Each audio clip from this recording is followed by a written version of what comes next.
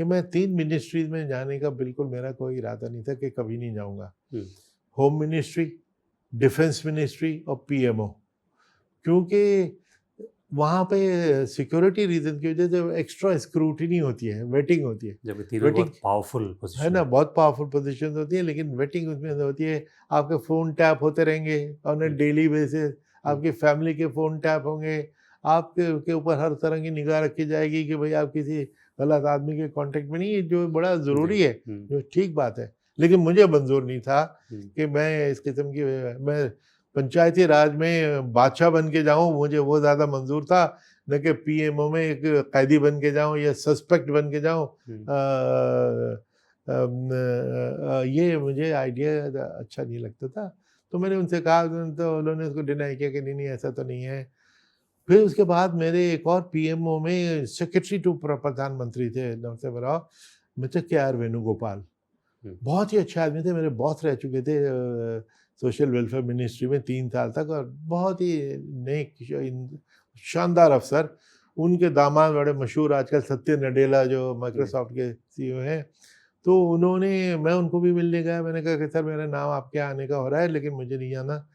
तो he was the only one, जो वो अकेले वो थे जिन्होंने मेरी बात से एग्री किया। हुँ, उन्होंने कहा कि याकूब तुम्हारा ख़्याल बिल्कुल ठीक है। तुमको सिर्फ़ ये मुसलमान की हैसियत से ही ले रहे हैं, हुँ, और उसका सबूत ये है कि मैंने 6 महीने पहले मैंने प्रपोज़ल दिया था कि मुझको याकूब कुरैशी यहाँ चाहिए, तो उन्होंने कहा था कि नहीं, यहाँ तो ऑलरेडी एक इम्तियाज़ खान है, हुँ, दूसरा हम नहीं ला सकते।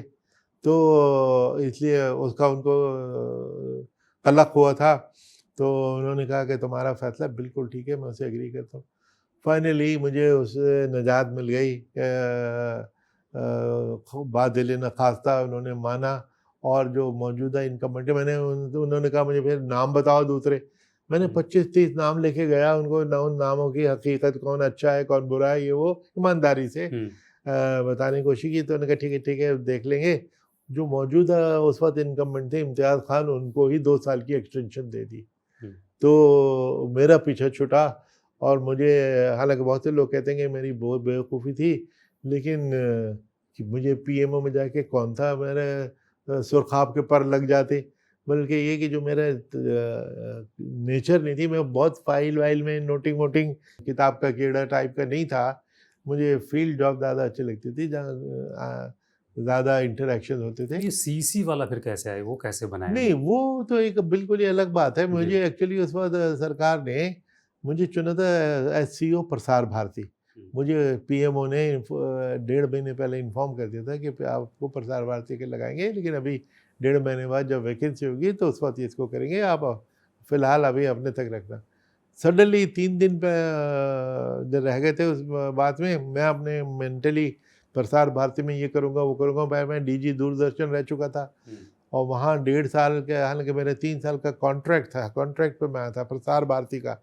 लेकिन मुझे 1.5 साल में ही ऑलमोस्ट निकाल दिया गया। हाँ, इस तरह के हाउंड इतने किया, परेशान इतना किया कि मैंने ही उनसे हाथ जोड़े कि भैया मुझे निकालो।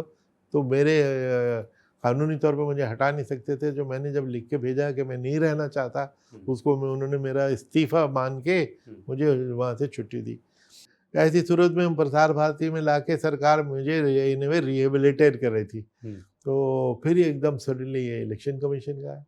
उस वक़्त तो मुझे इसकी इम्पोर्टेंस भी पूरी तरह नहीं पता थी, कि कितनी इम्पोर्टेंट जॉब साबित होती है ये। हुँ, और ख़ैर मैंने इसके लिए हाँ की, क्योंकि उसमें इम्पोर्टेंट हाँ कहने के लिए जो इम्पोर्टेंट था कि मैं अभी आईएएस में मेरा 1 साल बाकी था। जी। लेकिन आप इलेक्शन कमीशन में एज़ एन ऑफ़िसर नहीं जा सकते, आपको रिज़ाइन करना होता है पहले, हुँ, कि ताकि वो आप सरकार के कंट्रोल से निकल जाएँ।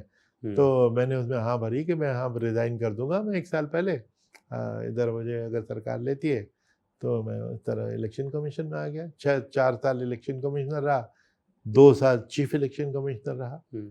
और मैं समझता हूँ मेरा टेन्योर बहुत कामयाब रहा था। उसमें